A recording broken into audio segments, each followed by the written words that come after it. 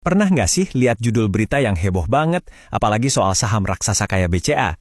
Baru-baru ini ada kabar soal bocoran dividen. Nah, dalam bahasan kali ini, kita akan bedah tuntas. Apa sih cerita sebenarnya di balik semua itu? Oke, jadi semuanya itu berawal dari sini. Sebuah judul berita yang bombastis ngeklaim ada bocoran soal dividen BCA. Jelas dong, para investor langsung pada penasaran. Jadi yuk, kita dalami bareng-bareng mana yang fakta dan mana yang cuma bumbu penyedap. Nah, dengan penuh rasa penasaran, kita buka dong artikelnya, berharap nemu rahasia besar ya kan? Tapi ternyata, isinya bukan bocoran sama sekali.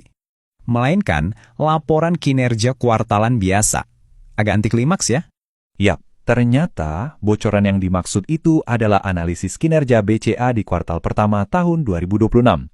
Oke, nggak apa-apa, mari kita lihat aja langsung angka-angkanya. Seberapa bagus sih sebenarnya?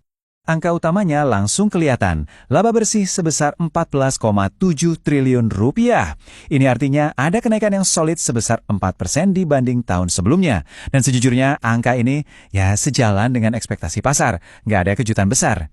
Tapi, kalau kita gali lebih dalam, ceritanya jadi makin menarik nih. Pertumbuhan BCA itu ternyata bukan dari bisnis intinya, yaitu pendapatan bunga pinjaman, yang cenderung datar. Justru, dorongannya datang dari biaya komisi dan administrasi. Dan yang lebih penting lagi, mereka secara proaktif naikin dana cadangan buat jaga-jaga kalau ada risiko. Nah, kenaikan dana cadangan atau provisi itu akhirnya mendorong metrik yang namanya cost of credit mereka ke level 0,6%. Angka ini sedikit di atas rencana awal mereka untuk tahun ini. Jadi pertanyaannya, kenapa mereka sengaja melakukan ini? Ternyata ini bukan kecolongan, tapi memang langkah yang disengaja. Manajemen BCA terang-terangan bilang kalau mereka lagi pasang kuda-kuda, siap-siap kalau ada gejolak ekonomi di masa depan. Ini sebuah langkah yang sangat proaktif.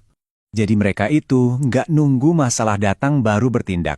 Justru sebaliknya, mereka lagi melakukan stress test terhadap bisnis mereka sendiri untuk menghadapi skenario terburuk. Mereka mikirin resiko geopolitik dan potensi dampaknya. Ini pemikiran jangka panjang yang patut diacungi jempol. Dan skenario terburuk yang mereka siapkan ini bukan main-main loh.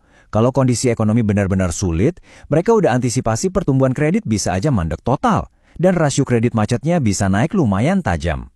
Nah, penting buat diingat ya, ini bukan ramalan, tapi ini adalah simulasi kesiapan mereka buat menghadapi badai.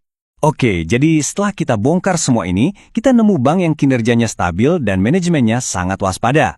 Tapi, bocoran dividennya mana? Nah, ternyata berita besar soal dividen itu memang ada, cuma lokasinya bukan di artikel tadi. Dan ini dia berita yang sesungguhnya, yang menurut saya jauh lebih penting. Ada perubahan fundamental, benar-benar sebuah game changer dalam cara BCA membagikan keuntungan ke para pemegang sahamnya. Perubahannya signifikan banget. Kalau dulu investor cuma terima satu dividen interim setahun sekali, sekarang mulai tahun 2026 mereka bakal terima 3 kali. Ditambah lagi dengan dividen final tahunan yang tetap ada. Artinya apa? Cash flow ke kantong pemegang saham jadi jauh lebih sering. Ini kabar super bagus. Dan kebijakan baru ini sebenarnya melanjutkan tradisi BCA yang emang udah loyal banget ke investornya. Bayangin aja, untuk tahun buku 2025 kemarin, mereka membagikan sekitar 72% dari total laba bersih mereka. Itu angka yang gede banget. Jadi, setelah semua informasi ini, apa kesimpulan utamanya buat kita sebagai investor atau sekedar pengamat ekonomi? Mari kita rangkum poin-poin paling pentingnya. Jadi, ada 3 hal yang perlu kita ingat. Pertama, kinerja BCA itu stabil. Jangan gampang termakan clickbait. Kedua, manajemennya sangat hati-hati dan antisipatif. Ini pertanda bagus. Dan yang ketiga, ini dia berita utamanya. Siap-siap dapat aliran dividen lebih sering mulai 2026. Nah, ini membawa kita ke pertanyaan penutup. Dengan fundamental yang kokoh, manajemen yang waspada, dan sekarang jadwal dividen yang jauh lebih sering, apakah ini menjadikan saham BCA sebuah saham wajib punya, terutama buat investor yang fokus pada pendapatan? Sebuah pertanyaan menarik untuk kita renungkan.